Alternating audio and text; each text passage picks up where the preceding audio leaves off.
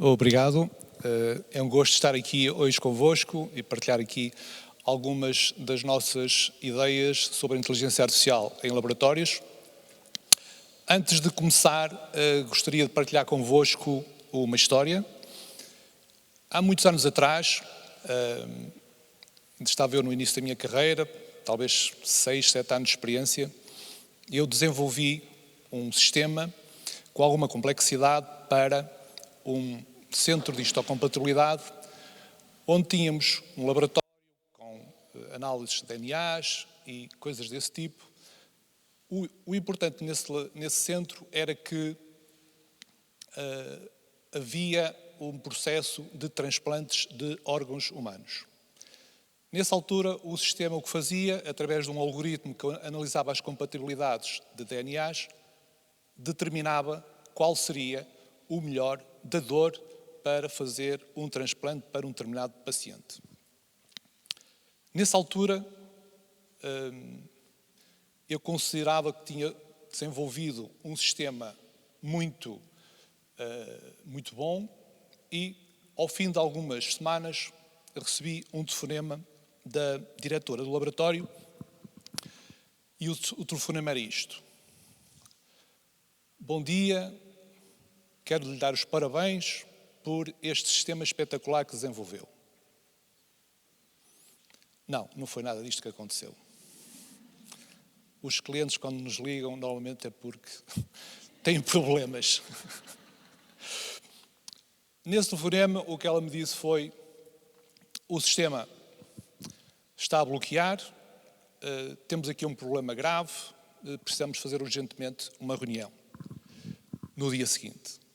É claro que fiquei um pouco estupefacto com a situação, fui rever o código, fui rever o algoritmo, fui rever os processos e não encontrei nenhum problema. No dia seguinte, então tive essa reunião e nessa reunião, enfim, para ser sincero, eu nessa noite até tive um pesadelo. Tive um pesadelo, então vou partilhar isto convosco, um pesadelo em que o algoritmo que eu tinha desenvolvido na altura tinha atribuído um coração a uma pessoa que precisava de um fígado e então eles transplantaram 2 corações num indivíduo, como se isso fosse possível. Enfim, foi o meu pesadelo na altura. No dia seguinte, então nessa reunião, portanto esse centro tinha muita parte laboratorial, mas também tinha uma componente médica, e então nessa reunião entre técnicos de laboratório e médicos, fiquei a perceber que o problema estava muito focado numa área que era o transplante de medula óssea. E, mesmo assim, eu não descobri o que é que se estava a passar. E então foi ali em conversas entre médicos e técnicos de laboratório, alguém viu alguma coisa, outro viu outra coisa, que nós descobrimos um padrão. E o padrão foi que havia casos raros em que o sistema bloqueava quando estava a atribuir a compatibilidade do pai do paciente. Então o que nós viemos a descobrir foi que, em certos casos, o pai do paciente, na verdade, não era pai.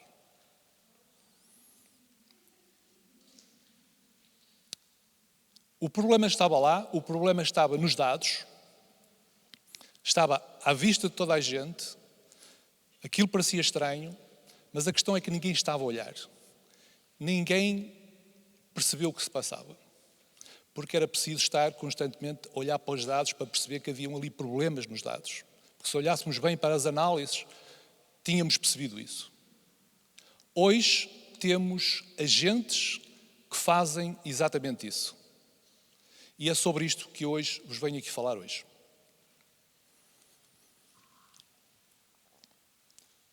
Duas perguntas muito rápidas. Quem já descobriu uma anomalia numa amostra apenas depois do relatório estar feito ou depois dele até já ter sido para o exterior?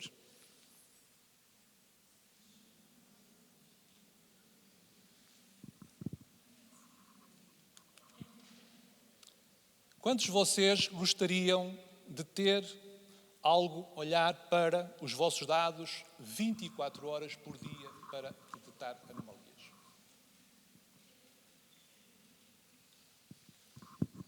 Obrigado.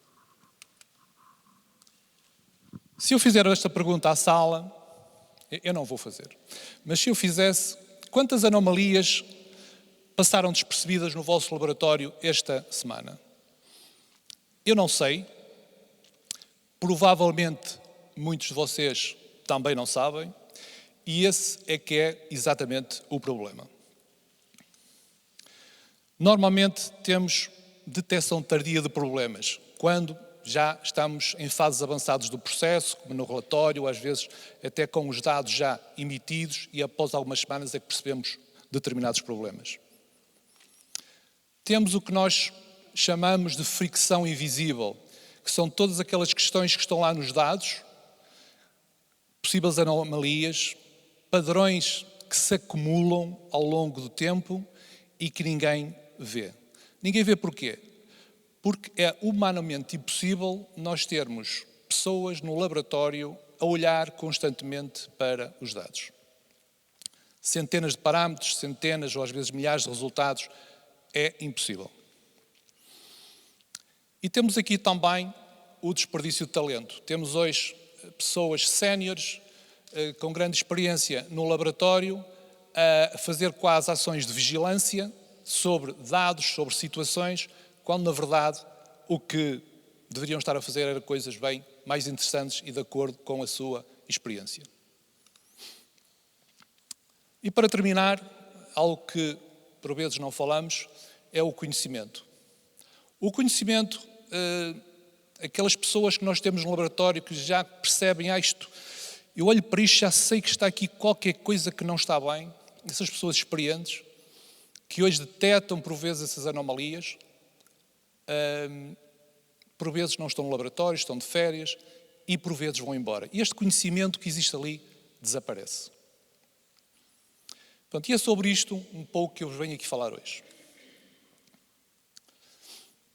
O problema não é a falta de dados, é a impossibilidade de supervisão contínua. Quando nós falamos de inteligência artificial nos laboratórios, uma das coisas que normalmente nos vem à cabeça é um chatbot. Mas, se nós olharmos um pouco para o problema que eu apresentei inicialmente, um chatbot não resolve. Porquê? Porque um chatbot é passivo. Eu tenho que lhe perguntar. Qual era a pergunta que eu teria que fazer? Não sei. Em que momento é que eu teria que fazer essa pergunta? Não sei. Um chatbot é reativo. É uma ferramenta fantástica, eu gosto muito, mas é passivo. Agentic AI é o oposto. É algo que age por iniciativa própria. Não precisa que nós dizemos, faz isto.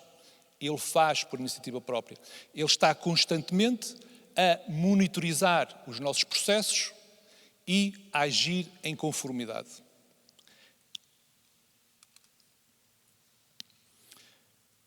Portanto, este é um aspecto importante. A Agentic AI não é um chatbot, é uma camada de inteligência que observa, aprende e age em silêncio.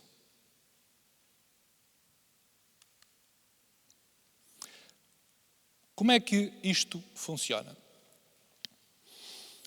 Portanto, imaginemos uma camada de inteligência sobre o vosso LIMS ou sobre os vossos dados.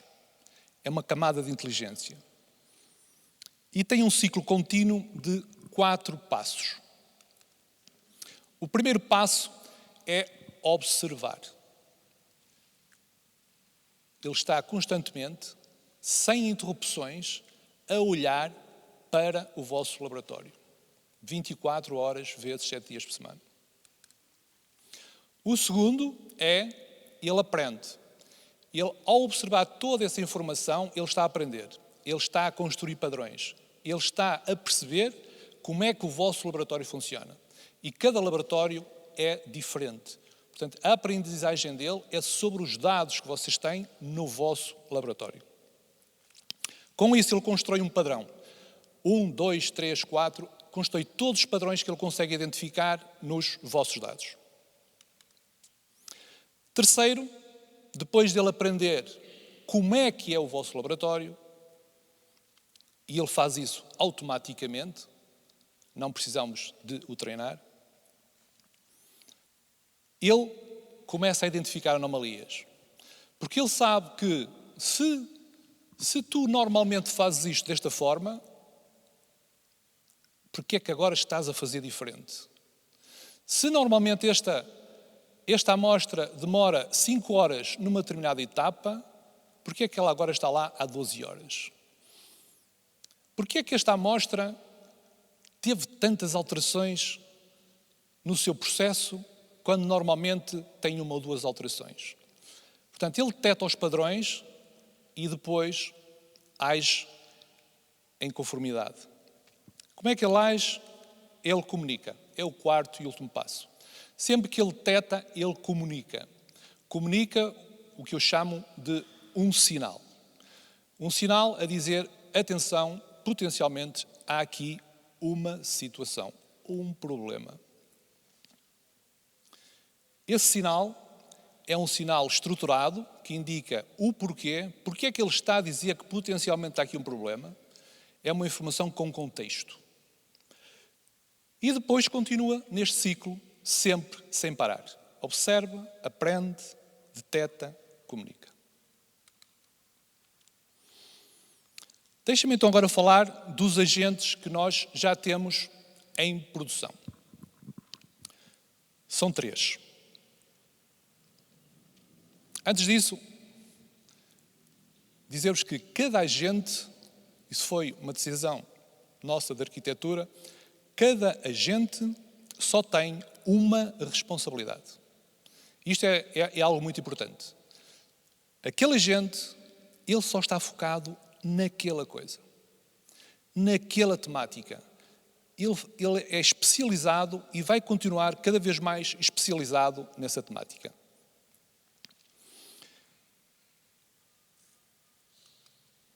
O primeiro agente que temos, que construímos, foi... Nós acabamos por dar nomes aos agentes, consideramos que é uma peça de inteligência artificial que merecia ter um nome. Então, este primeiro é o Sample Health. A especialização do Sample Health é unicamente uma. Ele olha para o vosso processo desde que a amostra entra no laboratório até vocês emitirem o relatório final. Ele vê tudo o que se passa com essa amostra. Os tempos que demora, quem mexe na amostra, porque é que houve alterações, etc, etc. E o foco dele vai ser e vai continuar sempre a ser este, focado a olhar, monitorizar o vosso processo, aprender como é que vocês trabalham e depois detectar as anomalias. Quando ele detecta uma anomalia, como eu falei há pouco, emite um sinal em tempo real. Dizer, atenção, isto está a acontecer neste preciso momento com esta amostra, com este parâmetro. O segundo agente é o Result Insight. Este agente, mais uma vez, tem apenas e unicamente uma responsabilidade. É olhar para o resultado. E o foco dele é só olhar para o resultado. E é nisso que esse agente é bom. Ele vai tentar perceber se existe alguma anomalia naquele valor. Ele percebe, por exemplo, analisando histórico, percebendo, por exemplo, num ponto de amostragem, se isto foi sempre assim, se o resultado andou sempre entre 3 e 3.3, porque é que agora é 3.5? Porque ele aprendeu um padrão. O 3.5, reparem, continua dentro dos limites da norma. Mas ele detecta, isto aqui não parece bem, se isto andou sempre assim, porque é que agora está fora? Ou detecta outras situações tipo, há uma tendência crescente, apesar de continuar nos limites. Ou há um salto abrupto dos valores, apesar de continuar nos limites. E é esse o processo de aprendizagem deste agente. Está constantemente a olhar para aquilo, a tentar identificar anomalias. Um terceiro agente é o Data Auditor. Este agente é um agente muito importante, até no processo de acreditação da 17025.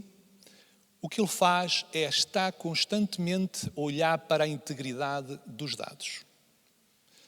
Ele vê, olha para os dados e tenta perceber se há ali alguma falha comparativamente com o histórico, com os padrões que ele aprendeu. E também olha para, não apenas para os dados, mas para a falta dos dados. Um exemplo, eu encontrei aqui um equipamento que tem calibrações todos os anos e este ano ainda não tem calibração e não tem agendada nenhuma calibração para este ano. E não tem sequer técnico responsável pelo equipamento. Portanto, isto é um exemplo. Ele aprende sempre sobre o que está no histórico e depois tenta descobrir lacunas.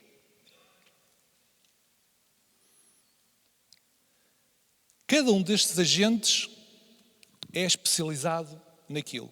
Quase como nós, quando vamos para a universidade, nós focamos-nos numa temática, num curso. No entanto, faltava aqui qualquer coisa. Faltava aqui uma camada de inteligência artificial que olhasse para todos estes agentes. E então nós introduzimos mais uma camada de inteligência artificial sobre estes agentes. Chamamos o orquestrador. O que o orquestrador faz, isto é muito interessante, é ele captura os sinais de todos os agentes, combina esses sinais e tenta descobrir ainda mais anomalias. Porque, por vezes, um sinal isolado não tem o mesmo impacto que dois sinais. Podemos dizer que, quando dois agentes apontam para o mesmo lugar, é porque há ali algo que merece ser revisto. Este orquestrador, além de olhar para isso e tentar descobrir padrões, faz uma outra coisa também muito interessante. Ele combina toda essa informação e entrega essa informação de forma diferente por utilizador.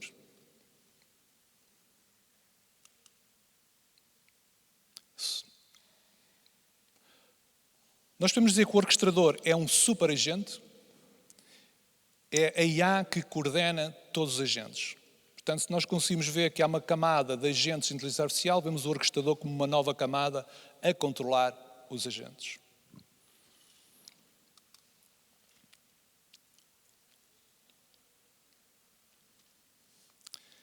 No exemplo anterior, nós, se pegarmos no exemplo que eu falei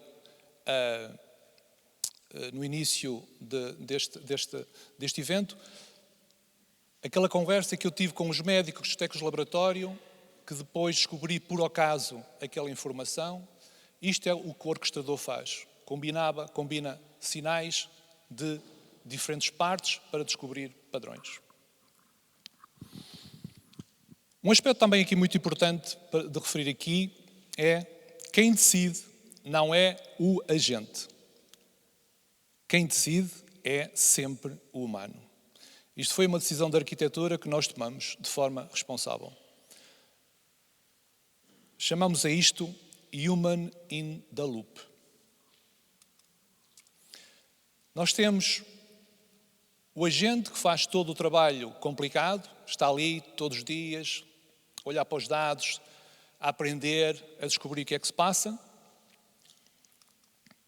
E depois temos o humano que pega nessa informação, pega nesses sinais e vai avaliar. E vai decidir e agir em conformidade. Neste momento, nenhum dos agentes mexe em nada nos dados iniciais. E para terminar, temos o conceito de feedback loop, que é quando o humano recebe o sinal e avalia se isto é interessante, se isto não é interessante, se isto é um caso conhecido, o humano tem a possibilidade de dizer à inteligência artificial exatamente isso. E com isso, a inteligência artificial poderá vir a aprender.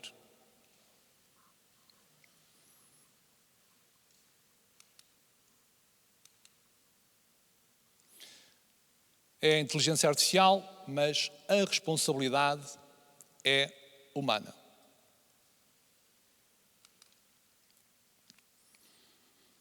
Mostramos aqui um bocadinho de um dos ecrãs da plataforma. Nós, neste momento, temos vários canais de entrega de informação.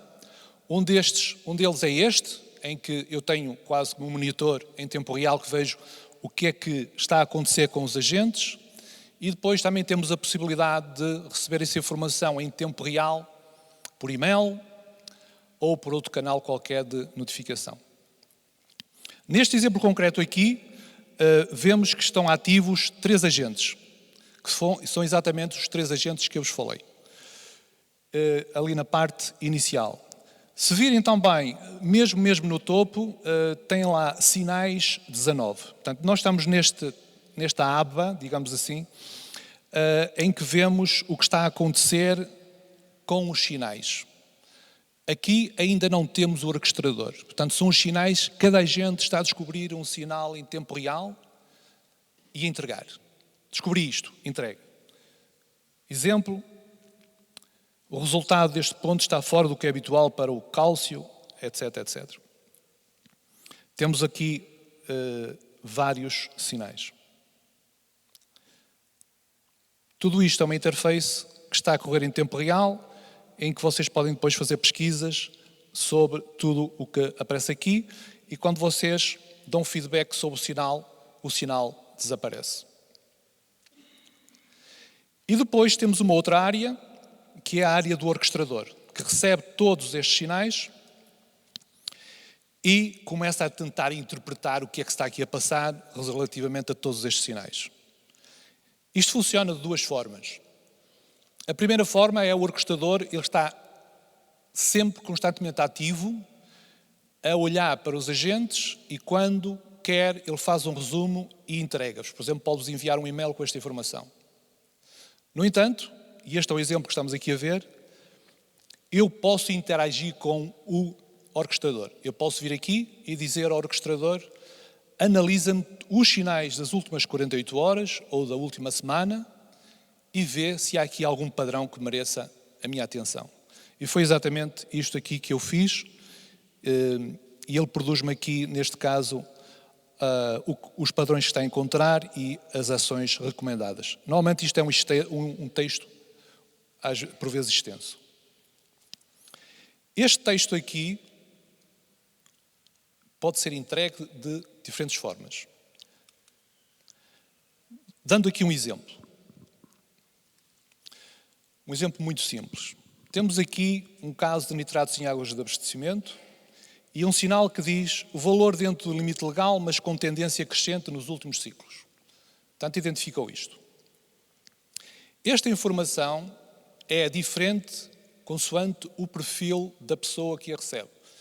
Por isso, nós podemos configurar, e o sistema já está com isso de raiz, que cada perfil recebe a informação de forma diferente. Por exemplo, um foco mais na ação operacional. Informa e diz, aumenta a frequência da amostragem e investiga a origem. Ou podemos ter uma entrega para a área da qualidade com outra mensagem diferente, em que diz, há uma tendência de contaminação crescente, revê o procedimento da amostragem, avalia a calibração, etc, etc. Ou podemos ter uma para a direção, que diz o risco de incumprimento legal daqui a 30 dias. Tudo isto foi gerado por inteligência artificial, com o orquestrador, consoante o perfil de cada pessoa. O que significa o seguinte, o orquestrador vai saber quem é cada um de vocês e em que é que vocês estão interessados em termos de informação.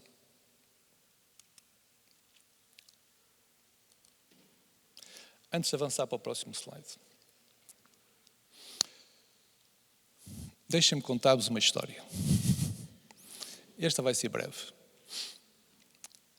Nos anos 70, a General Motors, isto é uma história antiga, provavelmente alguns de vocês já conhecem, a General Motors recebeu uma reclamação de um cliente sobre um dos seus modelos de carro, não sei se era um Ford, se era um Pontiac, que dizia o seguinte: eu quando vou com o meu carro comer um gelado de baunilha, o carro a seguir não pega. Se eu comprar um gelado de qualquer outro sabor, o carro pega. Quando receberam esta reclamação na General Motors, muitos provavelmente pensaram que o cliente estava louco. Às vezes nós pensamos isso nos nossos clientes, mas não é verdade. Não é verdade. E então houve um engenheiro que foi ao terreno e foi falar com esse cliente. E foi com ele comprar o gelado. E verificou exatamente isso. Ele entrava na loja, isto passou-se nos Estados Unidos, entrava na loja e quando comprava o gelado de baunilha, chegava ao carro e o carro não pegava. Se ele comprasse um gelado de morango ou um gelado de chocolate, chegava ao carro e o carro pegava. E o engenheiro viu isso acontecer no local. É claro que, ao fim, a história conta que foram 2 ou 3 dias, o engenheiro percebeu qual era o problema. E o problema, obviamente, não estava no gelado. Quando o indivíduo entrava na loja, o gelado de baunilha era o gelado mais famoso na altura e estava sempre disponível no início da loja para pegar no gelado e comprar e vir embora. Os outros estavam ao fundo da loja e demoravam muito mais tempo. Então o engenheiro conseguiu perceber que o problema aqui era o tempo. Havia um problema no motor que, quando ele não tinha arrefecido exatamente naquele momento, o motor, o carro, não pegava. Isto aqui conta-nos exatamente 2 pontos.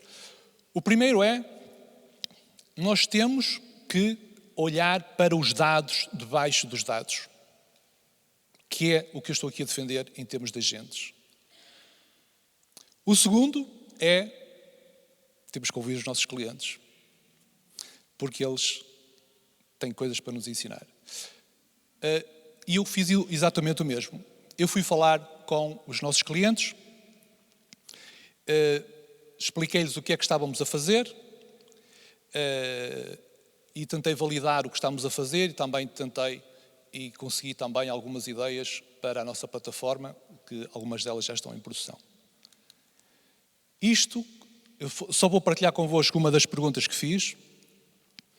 Se tivesse um sistema automaticamente, que avisasse automaticamente quando algo anómalo ocorre, o que mudaria no vosso trabalho? E estas foram algumas das frases que na altura me sensibilizaram.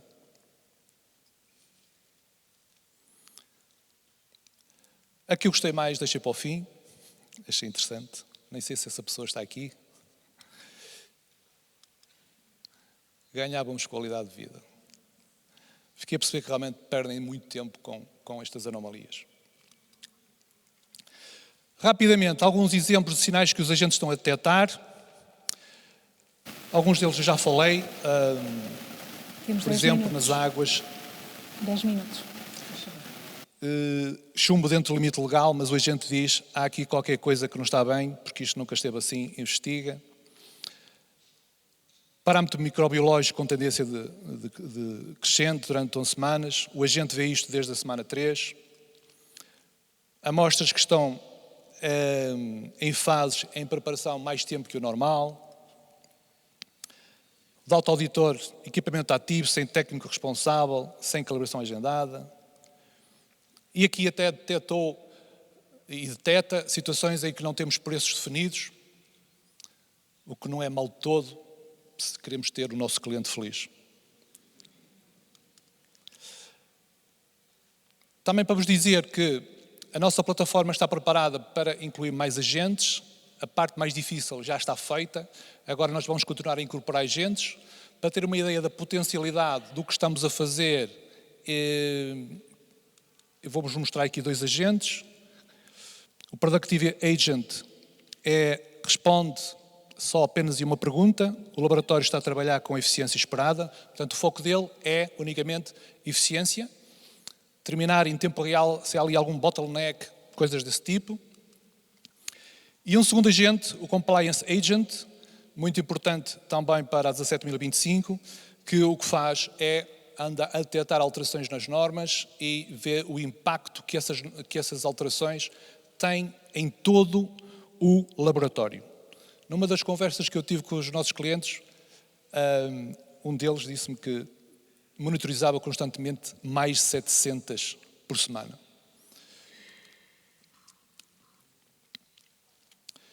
Eu vou acelerar um bocadinho, mas eu quero vos mostrar isto. Isto aqui acho para consultores e para utilizadores avançados dos laboratórios que vão ficar com um brilhozinho nos olhos ao ver isto que eu vou mostrar agora. A plataforma permite que vocês criem agentes na própria plataforma em linguagem natural, sem qualquer linha de código. Nós descrevemos o que queremos monitorizar, definimos como deve alertar e escolhemos a quem é que isto vai entregar e em que tom.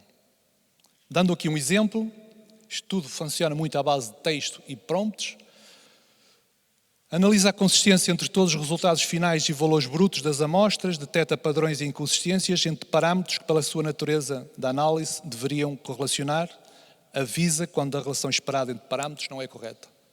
Nós podemos criar um agente com esta informação para ele estar constantemente a monitorizar as nossas amostras. E depois podemos ter resultados deste tipo, uma amostra de solo em que não faz sentido ter este pH e este cálcio baixo. Portanto, isto está ao alcance de colocarmos aqui conhecimento vosso, e isto é muito interessante, conhecimento vosso que vocês têm, por vezes, nas cabeças dos vossos analistas e que aqui poderão ficar disponibilizados em 24/7. Portanto, imaginem o que é vocês terem agentes a trabalhar no vosso laboratório, que quando vocês chegam lá, eles já lá estão. Quando vocês vão embora, eles continuam lá a trabalhar, que estão constantemente a aprender, nunca se cansam, nunca chegam tarde e estão a aprender com o contexto do vosso laboratório e a ajudar-vos no dia a dia. Esta é a visão. Deixamos aqui, em tom de resumo, como é que a plataforma está a funcionar em tempo real.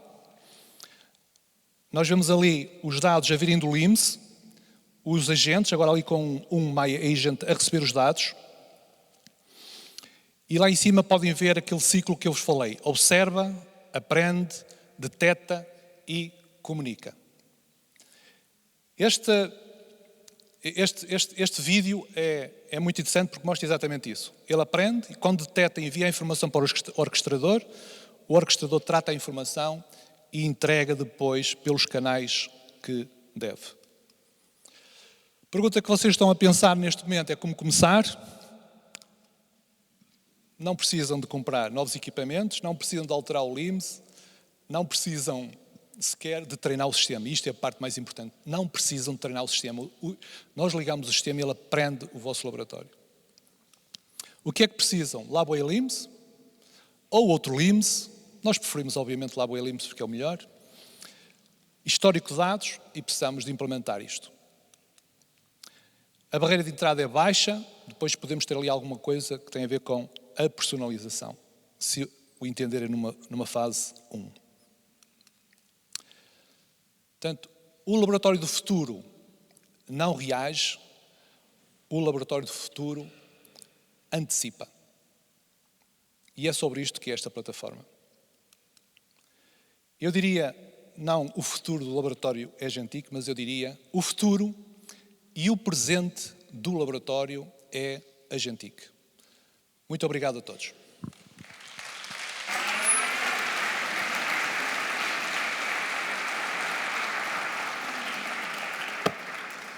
Passamos agora para a fase de perguntas e respostas. Não sei se alguém tem alguma pergunta.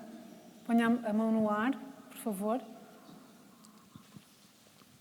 De qualquer forma, estarei todo dia disponível, se entretanto que ter alguma pergunta. Nenhuma?